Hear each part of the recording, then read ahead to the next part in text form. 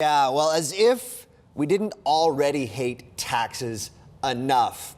There are a group of people of low lives trying to take advantage of that situation. Our resident scam expert Sorin in the house to talk about some of these insidious behaviors that we're seeing out there. And it was very interesting going through this because there's a whole ton of different varieties of how people are doing this. One that I'm always on the lookout for, and I'm always reluctant to talk to people on the phone and hand out information. And one that seems to be going around is people calling up homes and telling the homeowner that somebody has already filed your taxes and that's why they can't process it. Tell us about that one. Right, so what would you do if after you file your taxes, the government calls you and says, hey, Mr. Courtney, we cannot process your taxes because somebody else already submitted your taxes on your behalf. What would you do? You'd probably freak out. Well, if they called me Mr. Courtney, I'd be a little suspicious. But yeah, no, I would definitely be on edge. I'm paranoid. Absolutely. X-Files, the truth is out there. I don't believe in anything, but I would definitely be a little bit concerned. Right, so while the CRA agent explains how this is going to be officially handled and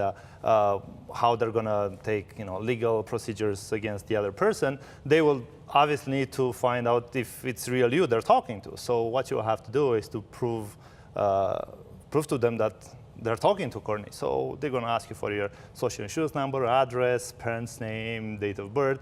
You not knowing that actually these are the scammers that throw that at you. Hey, somebody else is scamming you. Watch out. And so just don't give out any information on the phone. Yeah, that's the simple rule on that one, I would say? That's exactly what they're going to do. It's identity theft, basically. All right, so now this one is one that you brought actual evidence in of because someone attempted to scam you via email as it pertains to tax. Yes, I'm pretty sure a lot of other Edmontonians received this email. I received one last week, exactly the one that's on the screen right now. Purporting to be from CIA, good news, you're in for a big refund, $720 or whatever amount it could be. All you have to do is basically follow the link that CRA, in quotations, provides you, and they will deposit the money right away. You're not knowing, of course, that it's a scammer, so you'll have to put in your bank account, and your bank account will be soon empty. So I don't get the $721.55 if I follow through with that? No.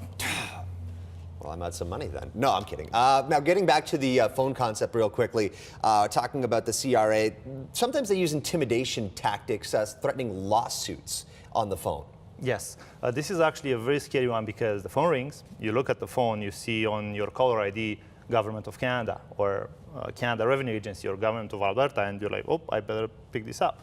So say, hey, Mr. Courtney again, or hi, dear taxpayer, because they might not know your name. Mm-hmm. You have some back taxes that you haven't paid, and it's been a long time now. Although you might have just submitted your taxes and you got a refund, but they said, no, this is back from 2012, and right now, if you're not paying, you're going to be put in jail, and you might not even think that this is a scam when you actually see the number, and that's easy to do nowadays. I could call you right now and put on your caller ID any organization I want, and that's the scary part, because you believe it comes from CRA. Very, very clever, crafty stuff. Real quickly, we do have to go to break, but I didn't want to touch on this one here because this was one I wasn't familiar with. There is no such thing as an early bonus tax filing because there's still a little bit of time left to get your taxes in. There's some people calling and emailing saying that they'll give you $50 if you file early. Not true. Right.